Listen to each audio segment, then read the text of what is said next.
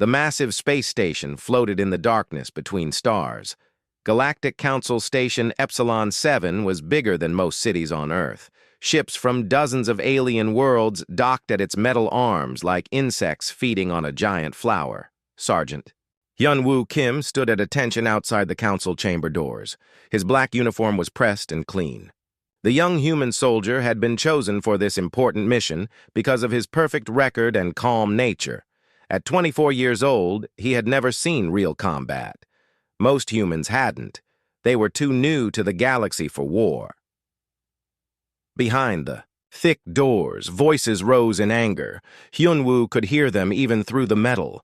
The universal translator in his ear turned the alien words into Korean, but the emotion needed no translation.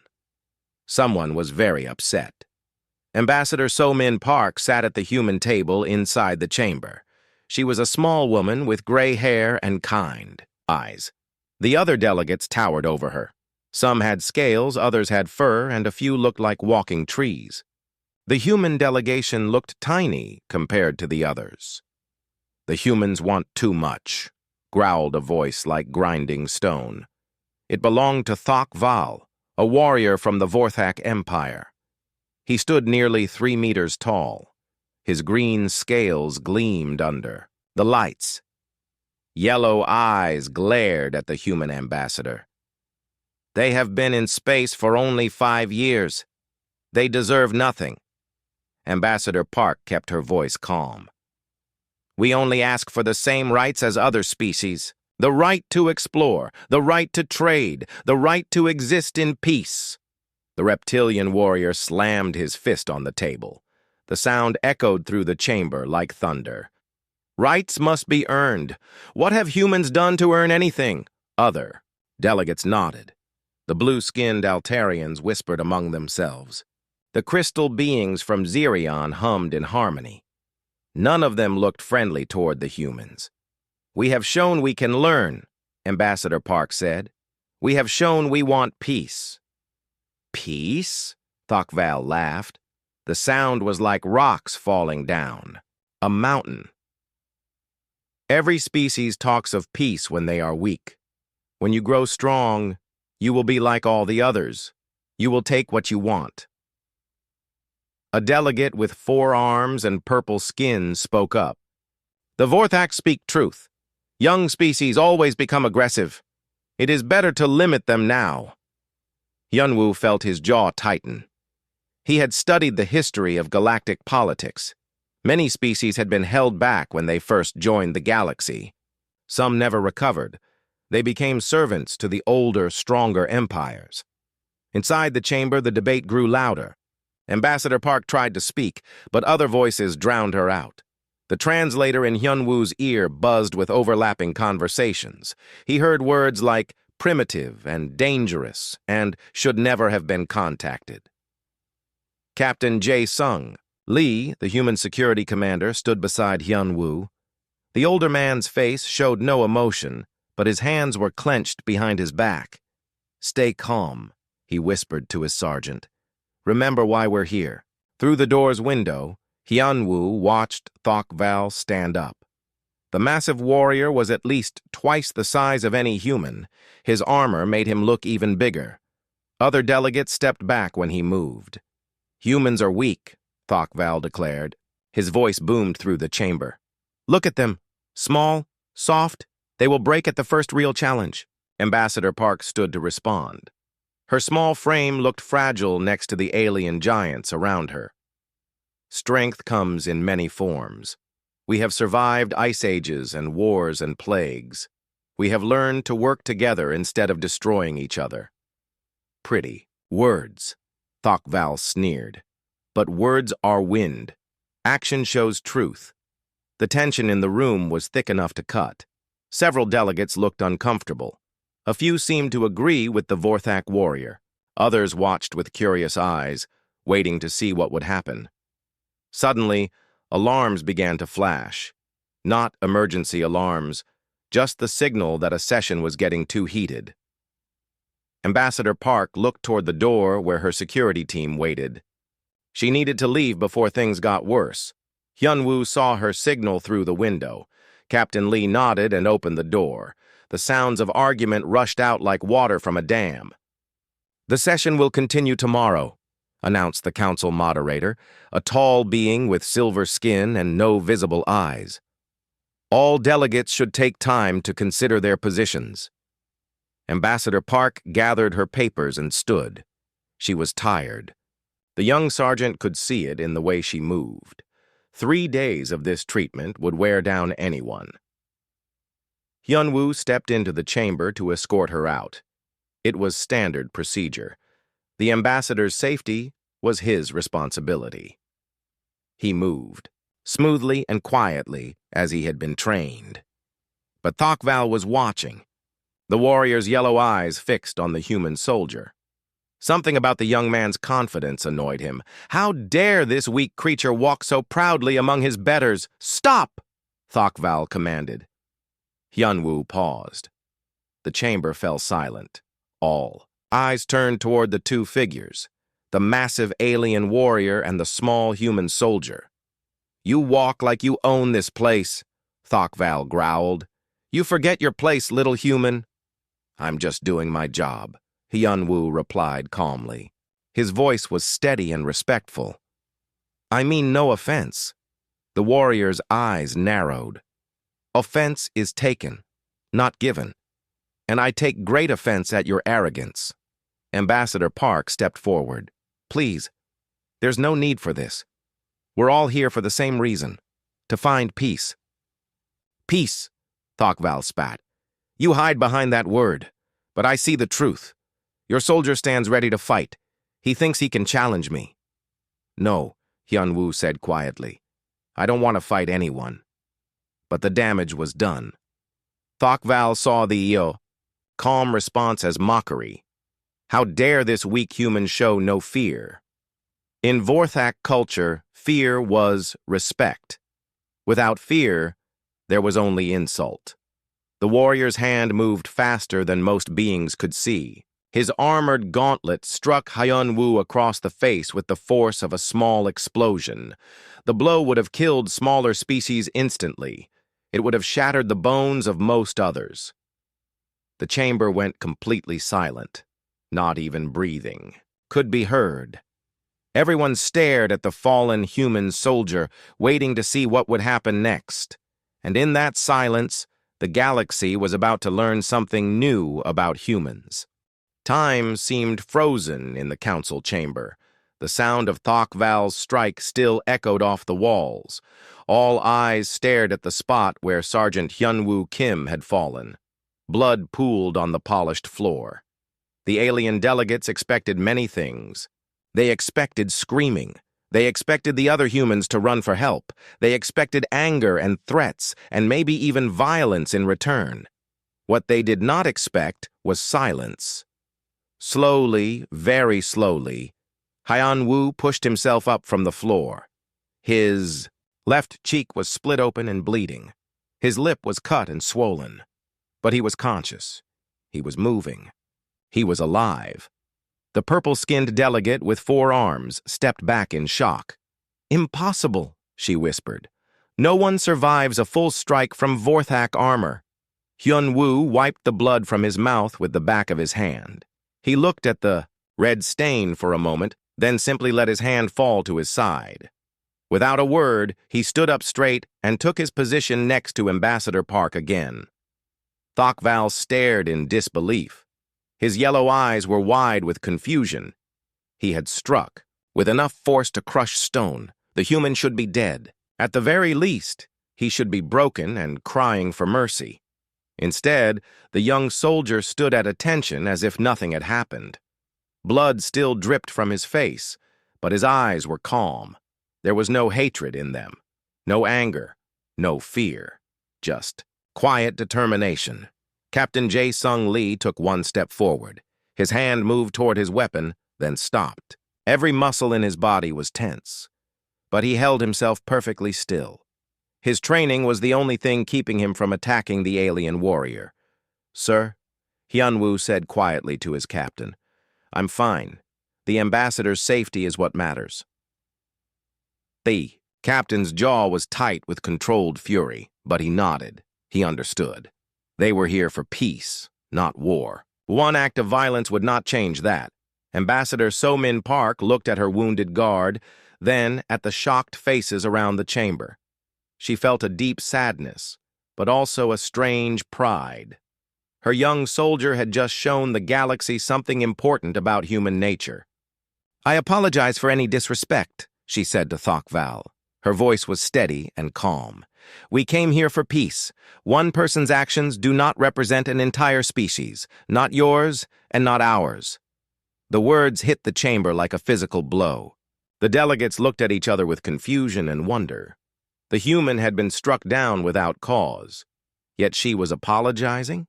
She was offering understanding to the one who had attacked her people? A blue-skinned Altarian delegate named Vel Prima leaned forward. "Why does he not strike back?" she asked. "Why does he not call for justice?" "Because revenge solves nothing," Ambassador Park replied. "Violence only creates more violence. We have learned this lesson on our world many times." Thok-Val's hands were shaking, not from anger but from something else, something he had never felt before. The human soldier was still standing there, bleeding but unbowed, not challenging him, not threatening him, just doing his duty. "I don't understand," the warrior said. His voice was quieter now, confused. "You should be afraid. You should hate me." Yanwu looked directly into the alien's yellow eyes. "Fear and hate won't help anyone here. We came to talk. We came to find a way to live together in peace. That's still what we want." The crystal beings from Zerion began humming again, but the tune was different now. Sadder, more thoughtful. Their music always reflected their emotions, and they were deeply moved by what they had witnessed. A delegate from the insectoid hive mind clicked his mandibles nervously. "This behavior is not logical. All species protect themselves. All species seek revenge for wrongs done to them." "Maybe," said Ambassador Park, "but humans also seek to understand. We seek to forgive. We believe that enemies can become friends, if given the chance." The chamber erupted in whispered conversations. The translator devices worked overtime as dozens of species discussed what they had seen. Many of the words were unfamiliar to humans, concepts that existed in alien languages but had no direct translation. Dr. Zeph Corral, a tall being with tentacles instead of arms, spoke up from the scientific observer section. "I would like to understand how the humans survived such trauma. Vorthak armor enhances striking force by a factor of 10. The human should have died instantly." "Our bones are denser than most species," Captain Lee said. "Our muscles are stronger. We evolved on a heavy-gravity world with many predators. We learned to survive what would kill others." But that wasn't the whole truth, and everyone in the chamber knew it. Physical toughness could explain survival, but it couldn't explain the human's response. It couldn't explain the lack of anger or the offer of forgiveness.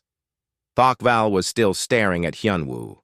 The warrior had fought in hundreds of battles across dozens of worlds. He had faced creatures twice his size and aliens with weapons that could melt steel. But he had never faced anything like this human's quiet strength. "You confuse me," he admitted. "I struck you down.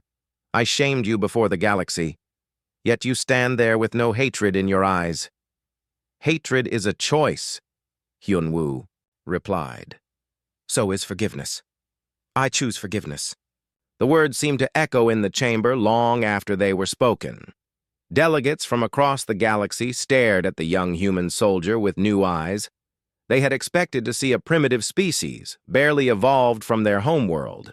Instead, they saw something that challenged everything they thought they knew about civilization. The council moderator, Arbiter Silnith, had been silent through the entire incident. Now, the silver-skinned being stood slowly. Though he had no visible eyes, everyone could feel his attention focused on the humans. "This session is adjourned," he announced. "All delegates will have time to consider what has occurred here today. We will reconvene tomorrow to continue discussions. As the aliens began to file out of the chamber, many turned back to look at the human delegation one more time. Some looked confused, others looked thoughtful. A few looked almost frightened, though not of human violence. They were frightened of human mercy. Thok Val was the last to leave. He stopped at the door and turned back to face Hyun Woo. The young soldier was still bleeding, but he stood straight and proud. "I do not understand you," the warrior said quietly. "But I will." After he left, Ambassador Park finally allowed herself to show emotion. Her hands shook as she reached for a medical kit. "We need to get you to the medical bay," she told her guard. "I'm fine, ma'am," Hyun-woo insisted. "Just a few cuts." "Captain," Lee shook his head in amazement. "Son, you just did something incredible. You showed them what humans really are." As they prepared to leave the chamber, none of them realized that recording devices had captured everything. Within hours, the video would be spreading across the galaxy. Every species would see the moment when a human soldier chose forgiveness over revenge, and the galaxy would never be the same. The recording spread across the galaxy faster than any news story in galactic history. Within 6 hours, every major news network was showing the same footage. A human soldier being struck down by a Vorthak warrior. The blood on the floor.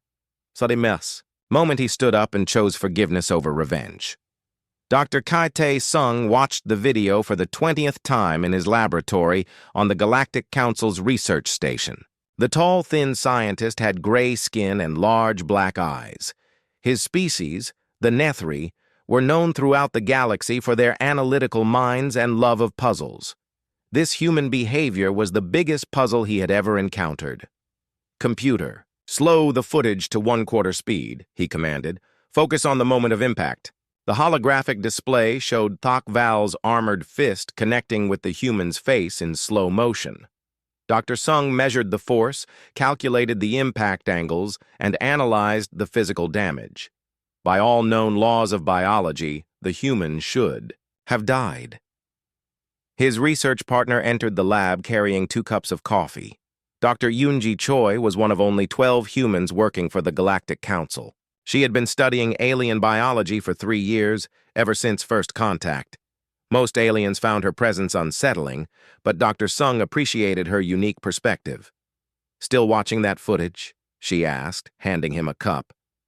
"You've seen it dozens of times already." "I don't understand," Dr. Sung admitted. "The physical resilience is remarkable but not impossible. Heavy gravity worlds produce tough species, but the psychological response makes no sense at all." Dr. Choi sat down at her workstation and pulled up files on human psychology. "What specifically confuses you?" "Everything," the alien scientist said. "When threatened, all known species respond with fight, flight, or submission. Your soldier did none of these. He simply continued his duty." "Maybe that's a fourth option you haven't considered," Dr. Choi suggested. "Maybe humans have a different way of dealing with threats." Across the galaxy, the footage was causing other reactions. On the bridge of the dreadnought Void Crusher, Admiral Rathvek of the Hegemony Fleet watched the recording with cold calculation. The Hegemony was a military alliance of aggressive species who believed strength was the only thing that mattered in the universe. "Pathetic," growled the Admiral. His species looked like walking sharks with 4 arms and razor-sharp teeth. "The humans are even weaker than we thought. One strike and they fall down like children." His aide, Colonel Morgoth, pointed at the screen. "But sir, the human got back up. He survived a blow that would kill most species." "Luck," the Admiral snorted. "And stupidity. Any intelligent being would have stayed down. Instead, he stood up and invited another beating. This proves humans are too weak and too stupid to be allowed in civilized space. The Colonel wasn't so sure, but he knew better than to argue with his superior. "What are your orders, sir?" "Begin preparing the fleet," Admiral Rathvek commanded. "If the Galactic Council won't remove this human threat, we will do it ourselves. Their worlds will fall easily." Meanwhile, on Station Epsilon 7, Ambassador So-Min Park was dealing with the political aftermath of the incident. Her small office was crowded with alien diplomats, all asking questions she didn't know how to answer. "How many humans could survive such an attack?" asked Vel Prima, the blue-skinned Altarian delegate. "Do all human soldiers have such pain tolerance?" wondered Hive Mind Representative Click Moore. "Is this some kind of genetic enhancement?" demanded Councillor Thex from the Rigelian Republic. Ambassador Park held up her hands for silence. "Sergeant Kim is not enhanced in any way. He's just a normal human being. We all have the same basic capabilities." This answer seemed to worry the aliens more than reassure them. If one random human soldier could survive a Vorthak death blow, what did that say about the species as a whole? Back in the medical bay, Hyun Woo was finally getting proper treatment for his injuries. The alien doctors were fascinated by his healing rate. What should have taken weeks to heal was already showing improvement after just one day. "Remarkable bone density," muttered the chief medical officer, a being that looked like a walking flower. "Remarkable muscle structure, but most remarkable is the psychological profile. No signs of trauma. No anger. No fear responses at all." Hyunwoo tried to explain. "Where I come from, we learned that holding on to anger only hurts yourself. My grandmother always said that forgiveness is a gift you give to yourself, not to the person who wronged you." The medical officer didn't understand. His species had no concept of forgiveness. When wronged, they either fought back or submitted completely. The idea of a third option was incomprehensible. In his private chambers, Thok Val was having his own crisis of understanding. The mighty warrior sat alone, staring at his armored gauntlets. He had used these same hands to crush enemies across 12 star systems. He was feared throughout the galaxy as one of the greatest fighters alive, yet a small human soldier had made him feel something he had never experienced before: shame. The Vorthak had no word for forgiveness in their language. When someone wronged you, you destroyed them, or you were destroyed in return. It was the natural order of things. Strong survived, weak perished. But the human had turned that order upside down. "Computer," he commanded, "bring up all available data on human psychology and behavior." The files were limited. Humans had only been in contact with the galaxy for 5 years. Most of what existed was basic biological data and simple cultural observations. But there were patterns that confused him. Humans regularly risked their lives to save others, even strangers. They formed emotional bonds across species lines.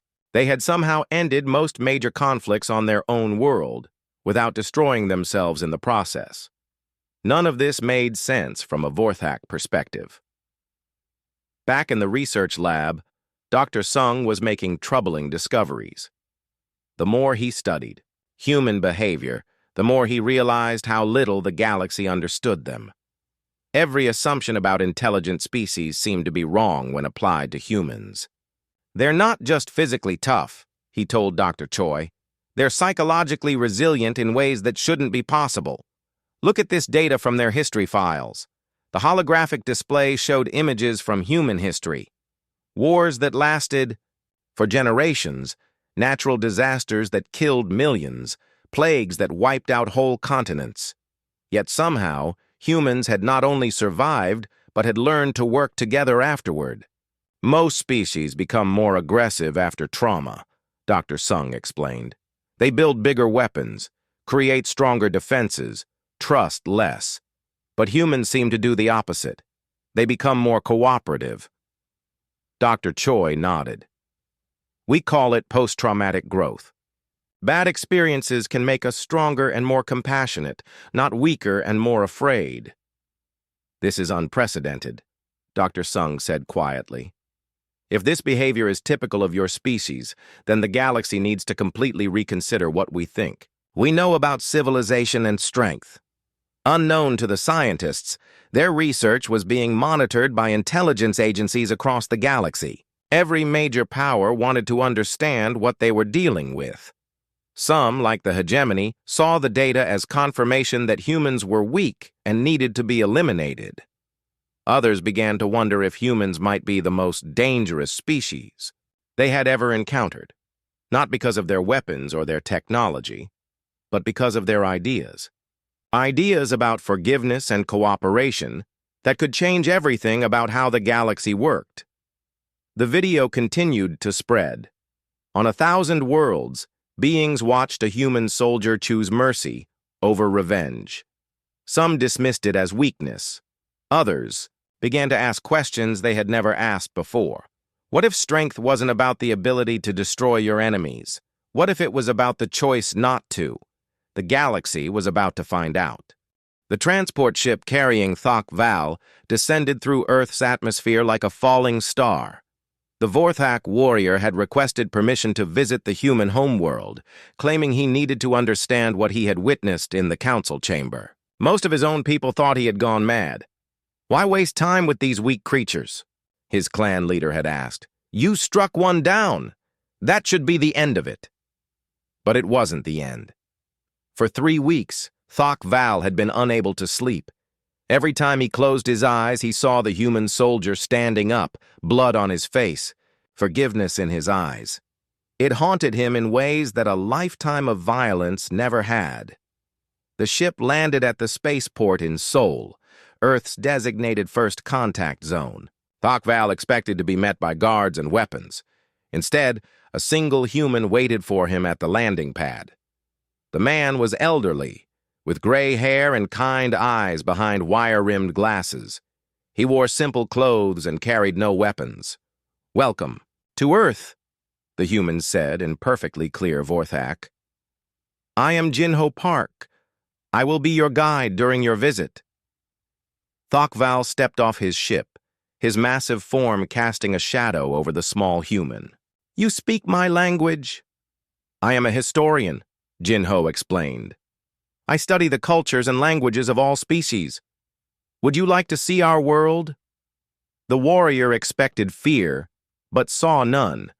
He expected hatred, knowing that the footage of him striking the human soldier had been broadcast across Earth just as it had across the galaxy. Instead, he found only curiosity and genuine welcome. "Are you not afraid of me?" Thok Val asked. Jinho smiled. "Should I be? You came here alone and unarmed. You asked for permission to visit. These are not the actions of someone who means harm." As they walked through the city, Thok Val saw things that confused him. Humans of different sizes, colors, and ages working together without any obvious hierarchy. Children playing in parks while their parents talked peacefully nearby. No weapons in sight, no guards, no signs of the fear and aggression that dominated most civilized worlds. "Where are your warriors?" he asked. "We have soldiers," Jinho replied. "But they are not our rulers. We choose our leaders through voting, not combat." "That makes no sense. The strong should rule. It is the natural order." Jinho stopped walking and looked up at the towering alien. "Is it? On your world, does the strongest warrior make the best decisions? Does the ability to fight also mean the ability to govern wisely?" The question struck Thok Val like a physical blow. In truth, many of the Vorthak Empire's greatest disasters had come from putting fierce warriors in charge of complex problems. But admitting that would challenge everything he believed about how civilization should work. They continued walking until they reached Jinho's home. It was a small house with a garden full of flowers. The historian invited the alien warrior inside and offered him tea. "I don't understand your kindness," Thok Val said, as he awkwardly tried to fit his large frame into a human-sized chair. "I hurt one of your people. I shamed your species before the galaxy. Yet you welcome me into your home." Jinho poured tea with steady hands. "Why should I hate you for one mistake? You came here seeking understanding. That takes courage. I came here because I cannot sleep," the warrior admitted. "Every night I see that soldier's face. He should have hated me. He should have struck back. Instead, he forgave me. I don't understand how that is possible." "Forgiveness is not easy," Jin-Ho said gently. It is perhaps the hardest thing we learn to do, but it is also the most important. Why? What purpose does it serve? The strong survive by destroying their enemies, not by showing them mercy. Jin-Ho sipped his tea thoughtfully. May I tell you a story about my grandfather? Thok-Val nodded, though he couldn't imagine how a human story could help him understand anything. During our global wars, my grandfather was captured by enemy soldiers. Jin-Ho began. They tortured him for information about our forces. When he was finally rescued, everyone expected him to hate his captors. Instead, he said something that shocked everyone. They were just young men, scared and far from home, following orders they didn't understand. He was weak, Thok-Val said automatically. Was he? Jin-Ho asked. After the war ended, my grandfather worked to help rebuild the enemy cities that had been destroyed. He spent his life teaching former enemies to live together in peace. Because of his work and the work of others like him, we ended our age of global warfare. We learned to solve problems without killing each other. The alien warrior frowned. But surely you still have conflicts. All species do. Of course we do. But we've learned that strength isn't about the ability to destroy our enemies. It's about the ability to turn enemies into friends. That evening, Jin-Ho took Thok-Val to a memorial park. Stone walls were covered with millions of names, humans who had died in wars throughout their history. But at the center of the memorial was a statue that confused the Vorthak warrior. It didn't show a victorious soldier or a mighty weapon. Instead, it showed two figures, former enemies, helping each other to their feet. This is what we remember, Jin-Ho explained. Not the victories or defeats, but the moment we chose to help instead of harm. Across the galaxy, Dr. Kai-Tae Sung was presenting his research findings to the Galactic Council's Science Committee. The data he had collected painted a picture of humanity that challenged every assumption about intelligent life. Humans are not just physically resilient, he reported. They have developed psychological and social adaptations that are unique in known space. They appear to have evolved cooperation and forgiveness as survival traits. Dr. Yoon-ji Choi stood beside him, adding context that only another human could provide. We learned that working together made us stronger than fighting alone. Those who could forgive and cooperate were more likely to survive and pass on their genes. This is impossible, declared a delegate from the hegemony. Aggression and competition drive evolution. Mercy and forgiveness are signs of weakness. The evidence suggests otherwise, Dr. Sung replied calmly. Human societies that developed stronger cooperative behaviors consistently outperformed those that relied solely on aggression. They built larger cities, developed better technology, and survived disasters that destroyed more warlike civilizations. The implications were staggering. If humans had evolved cooperation as a survival trait, it meant that mercy might actually be a form of strength unknown to other species.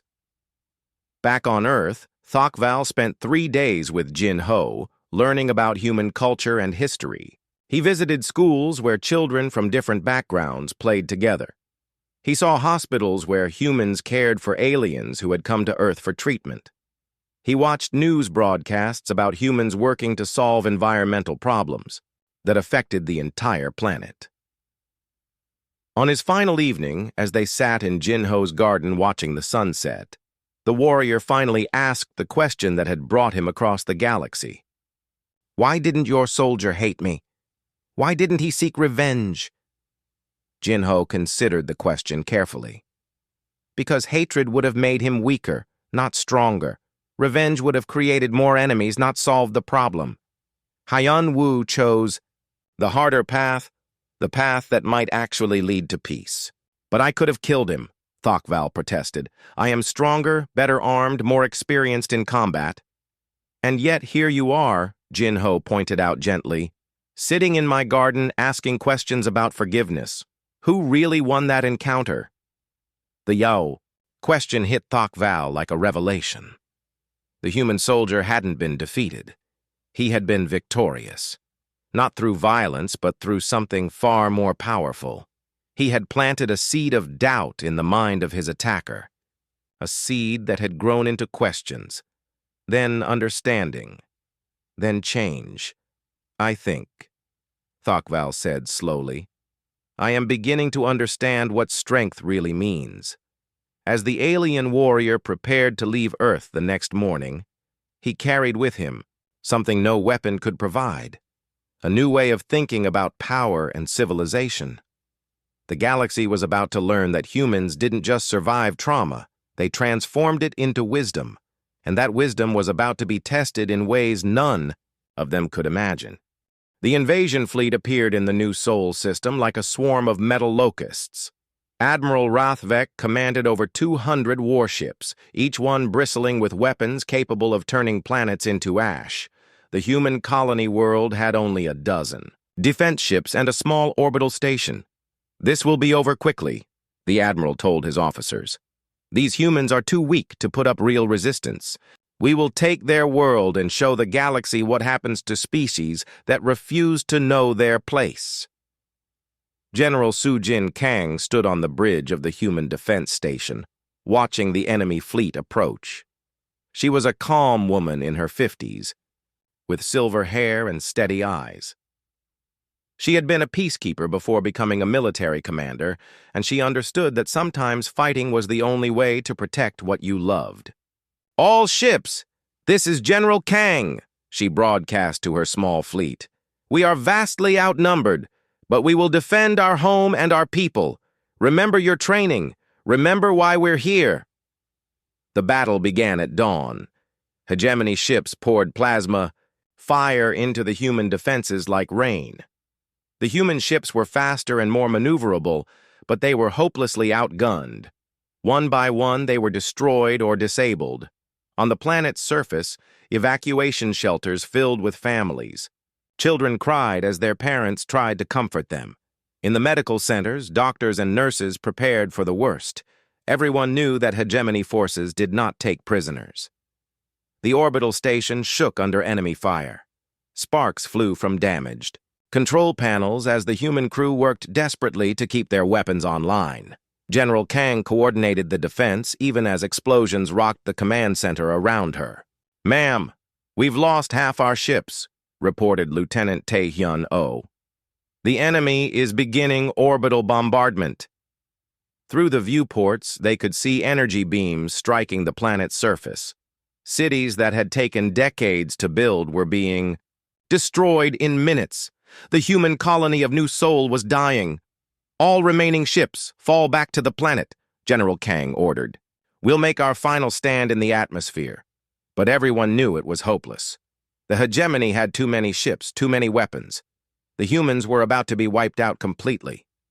That's when the first miracle happened. A hegemony fighter, damaged by human defensive fire, crashed into a residential district. The pilot survived the crash but was badly injured. Human rescue teams rushed to the scene, not to capture or kill the alien pilot, but to save his life. Corporal Min-ho Yoon was the first to reach the crash site. The hegemony pilot was a Craxy warrior, a creature that looked like a cross between a bear and a crocodile. He was trapped in the wreckage of his ship, bleeding and barely conscious. Stay back, the pilot snarled when he saw the human approaching. I'll kill you all, Min-ho ignored the threat. Easy, friend. We're here to help. Help? The alien was confused. I'm your enemy. I was trying to kill your people. That doesn't matter right now, Min-ho said as he carefully cut away the twisted metal pinning the pilot down. You're hurt. That's all I need to know. Other human medics arrived and began treating the alien's wounds. The Craxy pilot couldn't understand what was happening. Enemy forces didn't help each other. It violated every rule of warfare he had ever learned. Across the city, similar scenes were playing out. Human emergency teams were rescuing crashed hegemony pilots and treating their injuries alongside wounded humans. Medical centers that should have been treating only human casualties were filled with injured aliens receiving the same care as everyone else. The footage spread through the hegemony, fleet faster than any military communication. Soldiers who had come to destroy a weak species watched their comrades being saved by the very people they were attacking. Major Vex Toth, a hegemony ground commander, watched the broadcasts in disbelief. "This must be some kind of trick," he told his aide. "They're trying to confuse us." But his aide, a young Saurian named Keshmel, wasn't so sure. "Sir, I've been monitoring their communications. There are no strategic discussions, no tactical planning. They're genuinely trying to save our people." The confusion spread through hegemony ranks like a virus. Soldiers trained for conquest and destruction found themselves facing an enemy that refused to hate them. It was psychological warfare more effective than any weapon. The second miracle happened when a hegemony transport ship carrying ground troops was hit by debris from the battle above. The ship was falling toward a populated area where hundreds of human families had taken shelter. If it crashed there, thousands would die. Sergeant Eugene Lee saw the falling ship from her position at an anti-aircraft battery. She could have tried to shoot it down over an empty area, but there wasn't time for careful aiming. Instead, she did something that defied all military logic. She ordered her team to create a safe landing zone. "Clear the refugee center," she commanded. "Move everyone out now." "Sergeant, that's enemy troops," protested Private Dong-Woo Kim. "They'll attack the civilians once they land." "Maybe," Eugene admitted, "but if we let them crash, they'll definitely die. And so will our people." Human rescue teams worked frantically to evacuate civilians from the path of the falling transport. They had less than 10 minutes to clear thousands of people from the impact zone. It was impossible, but they did it anyway. The hegemony transport landed hard but intact in the evacuated area. 50 enemy soldiers stumbled out of the wreckage, expecting to find themselves in the middle of a human stronghold. Instead, they found themselves surrounded by rescue workers asking if anyone was hurt. Colonel Gorthek, the transport commander, stepped out of his ship with weapon drawn. Human medics approached him with hands raised, showing they were unarmed. "Please," said Dr. Soo-Young Park, the head of the medical team, "let us help your injured." "You're our enemies," the colonel said, though his weapon wavered. "Your enemies just saved your lives," Dr. Park replied gently. "The least we can do is make sure you're all okay." For the first time in his military career, Colonel Gorthek didn't know what to do. His training told him to attack, to secure the area, to complete his mission. But his conscience, awakened by unexpected mercy, told him something different. Slowly, he lowered his weapon. The third miracle was the biggest of all. Corporal Min-Ho Yoon, who had rescued the first crashed pilot, was killed when a hegemony bomber targeted the medical center where he was helping treat wounded aliens. He died shielding a group of alien children who had been caught in the crossfire. The pilot he had saved, the Craxi warrior named Thek-Vor, watched the human die protecting beings from Thek-Vor's own species. It broke something inside the alien's mind, something that had been built from years of military conditioning and species hatred. "Why?" Thek-Vor screamed as human medics tried to save Min-Ho's life. "Why did he protect our children? Why did he die for enemies?" Dr. Park, tears streaming down her face, looked up from the young soldier's body. "Because that's what humans do. We protect the innocent, no matter who they are." The footage of Min-Ho's sacrifice spread through the hegemony fleet like wildfire. Admiral Rathvek tried to stop the broadcasts, but it was too late. His soldiers had seen something that changed them forever, an enemy who chose to die protecting their children. Ships began to stop firing. Ground troops laid down their weapons. The invasion didn't end with human surrender. It ended with hegemony forces refusing to continue fighting people who showed them nothing but mercy. And in a command bunker on New Seoul, General Soo-Jin Kang received a transmission that would echo through galactic history. "Human Commander, this is Colonel Gorthek of the Hegemony Ground Forces. We surrender to you." The general stared at the communication panel in amazement. "You surrender? But you're winning." "No," the alien colonel replied quietly. "You've already won. We just didn't understand what victory looked like until now." Across the galaxy, the footage of the battle spread like light breaking through darkness. For the first time in galactic history, an invasion had been stopped not by superior firepower, but by superior humanity. The footage from New Sol traveled across the galaxy at light speed, carried by quantum communication networks to every inhabited world. Within hours, beings from 1,000 different species watched the same impossible scenes. Human soldiers, dying to protect alien children, human medics treating enemy wounded, human rescue teams saving the lives of those who had come to destroy them. On the crystal world of Xerion, the entire population stopped their daily activities to witness something they had never seen before. The crystal beings communicated through harmonic resonance, and for the first time in their recorded history, every crystal on the planet sang the same note at the same time. The frequency of wonder. In the deep ocean cities of Aquatica, the water-dwelling Nefari watched through bioluminescent displays as humans chose mercy over victory. Their eldest sage, who had lived for 3,000 years, admitted that in all her vast experience, she had never witnessed such behavior from any intelligent species. The hive mind collective of Zentari experienced something unprecedented: individual thoughts. For generations they had existed as a single consciousness, but the images of human sacrifice for alien life created cracks in their unified awareness. Some drones began to act independently, helping others not because the collective commanded it, but because they chose to. But it was on the Vorthak homeworld where the greatest transformation began. Thokval stood before the Council of Warriors, in the great arena where his people had celebrated conquest for 1,000 generations. The massive warrior faced the assembled might of his species, knowing that what he was about to say would either change everything or get him killed. "Brothers," he began, his voice echoing off the stone walls, "I have seen the future of strength, and it is not what we believed." General Kraktoth, the supreme military commander, slammed his armored fist on his throne. "You speak of humans again, these weak creatures who fall down when struck." "Yes," Thokval replied calmly. "I speak of humans, but I no longer call them weak." He activated a holographic display showing the footage from New Sol. The assembled warriors watched in silence as human soldiers sacrificed themselves for alien lives. They saw enemies becoming allies through acts of mercy rather than conquest. They defeated a hegemony invasion force without destroying a single enemy ship, Thokval continued.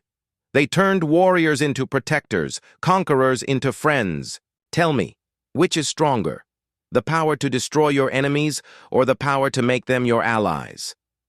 The question hung in the air like a challenge.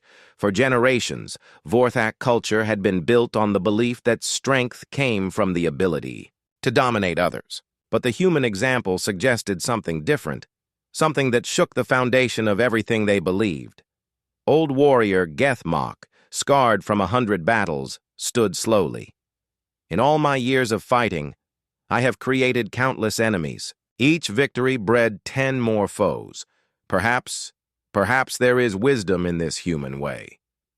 Meanwhile, on Station Epsilon 7, Ambassador So-Min Park found herself at the center of a galactic storm. Her small office was packed with diplomats from across known space, all demanding to understand how humans had accomplished the impossible. "How did you know it would work?" asked Vel Prima from the Altarian Confederation. "How did you know that mercy would succeed where weapons failed?" "We didn't know," Ambassador Park admitted. "We simply did what we believed was right. We protected the innocent and helped those who needed help, regardless of which species they belonged to."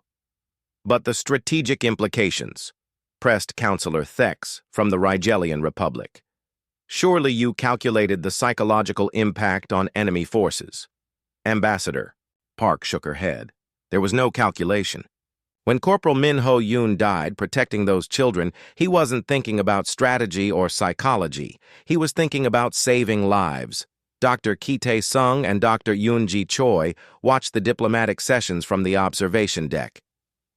The alien scientist was frantically taking notes as he witnessed the galaxy's understanding of civilization undergo a fundamental shift. "This changes everything," Dr. Sung said quietly. "For millennia, we have measured advancement by technological development and military might. But humans have shown us that true advancement might be measured by the ability to choose compassion over conquest." Dr. Choi nodded. "My species learned something important during our own development. War is easy. Anyone can destroy. Peace is hard. It requires strength of character, not just strength of arms." The real test came when Admiral Rathvek of the Hegemony arrived at the station under a flag of truce. The shark-like being who had ordered the invasion of New Seoul now stood before the Galactic Council, his officers behind him. But instead of the conquered humans he expected to present as trophies, he brought something else entirely. "I come to surrender," he announced to the shocked assembly.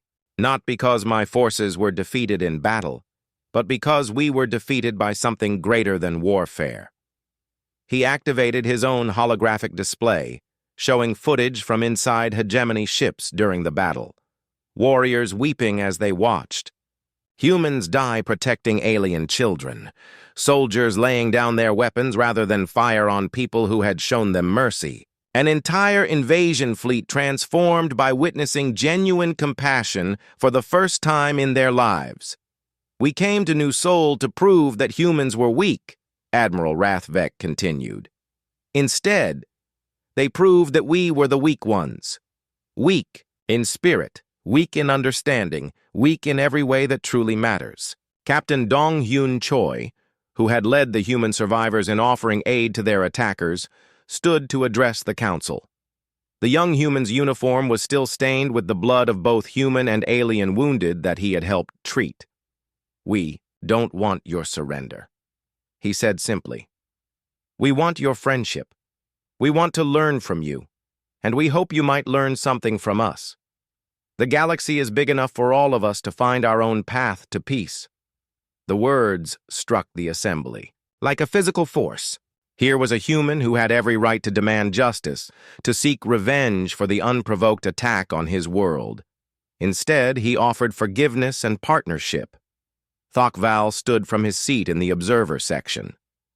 "I request permission to speak," he said formally. The council moderator, Arbiter Sil Neth, gestured for him to proceed. "6 months ago, I struck a human soldier in this very chamber," Thokval began. "I expected him to hate me, to seek revenge, to prove his strength through violence. Instead, he taught me what strength really means." The massive warrior turned to face Sergeant Hyun-woo Kim, who sat in the human delegation. The young soldier's face still bore faint scars from their encounter, but his eyes held no anger, no resentment. "Sergeant Kim," Thokval said formally, "I ask your forgiveness for my actions." Hyun-woo stood and walked across the chamber floor. The assembled delegates watched in complete silence as the small human approached the towering alien warrior. When he reached Thokval, he did something that no one expected. He embraced him. "You already have it," Hyun-woo said simply. "You've had it since the moment you struck me. I just waited for you to be ready to accept it." The chamber erupted in sounds that had never been heard in galactic politics before. Not cheers or applause, but something deeper. The sound of understanding, of barriers falling, of an entire galaxy discovering what it meant to be truly civilized. Arbiter Sil Neth called for order, but his voice carried a note of wonder that had never been there before. "The Council recognizes that humanity has demonstrated qualities that require reconsideration of our understanding of strength and civilization. I propose," announced Vel Prima from her delegation seat, "that we establish the human doctrine as a new foundation for galactic law. True strength shall be measured not by the ability to destroy, but by the choice to heal. True victory shall be achieved not through conquest, but through the transformation of enemies into allies. The vote was unanimous as the session ended, and delegates began to leave. Small groups formed throughout the chamber. Beings who had been enemies for generations found themselves talking about peace. Species that had never cooperated began discussing joint projects. The galaxy was changing, one conversation at a time. Admiral Rathvek approached the human delegation as they prepared to leave. "Captain Choi," he said hesitantly, "my people would like to help rebuild what we destroyed on New Sol, not as payment for crimes, but as friends." Captain Choi smiled and extended his hand. "We'd be honored to have your help." As they shook hands, predator and prey, conqueror and conquered, now allies, the moment was captured by recording devices throughout the chamber. The image would become one of the most famous in galactic history, the moment when the age of warfare ended and the age of cooperation began. Later, as Ambassador Park walked through the station's observation deck, she was joined by Dr. Sung and Dr. Choi. They stood together watching the stars, each lost in their own thoughts about what the future might hold. "Do you think it will last?" Dr. Sung asked. "This change in how the galaxy thinks about strength and civilization?" Ambassador Park considered the question carefully. "Change is never easy," she said finally. "There will be setbacks, challenges, beings who resist this new way of thinking. But something fundamental has shifted. The galaxy has seen what's possible when we choose compassion over conquest.